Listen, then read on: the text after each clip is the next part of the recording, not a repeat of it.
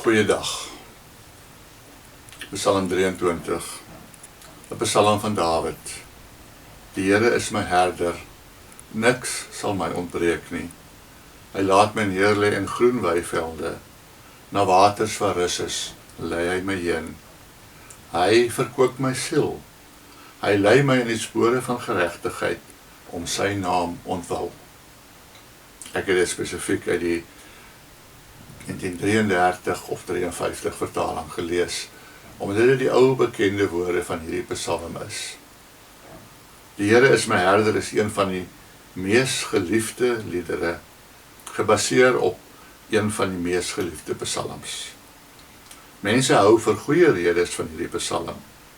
Dit verwys na die kalmte van groen weivelde, na waters waar daar rus is, en bo alles verwys dit na 'n herder wat ons lei en versorg.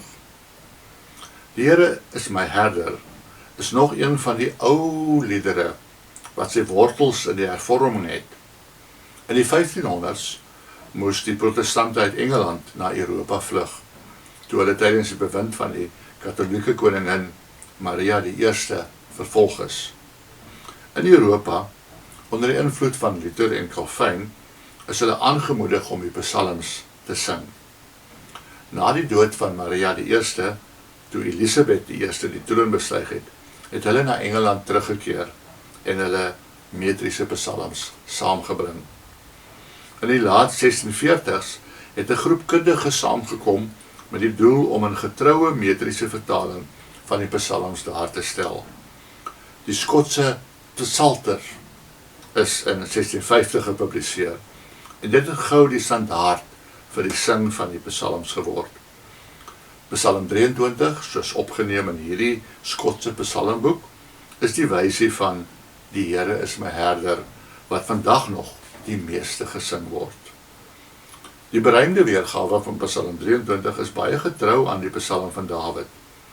God is ons herder, die een wat in al ons behoeftes voorsien.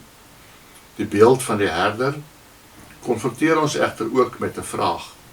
Indien die Here ons herder is ons skape wat hom volg en hom vertrou, of volg ons ons eie pad? Die herder sê dat hy in al ons behoeftes sal voorsien, en tog, hoe dikwels soek ons nie op ander plekke na dit wat ons nodig het nie. Ons dwaal weg van die herder, want ons vertrou God nie volkome nie.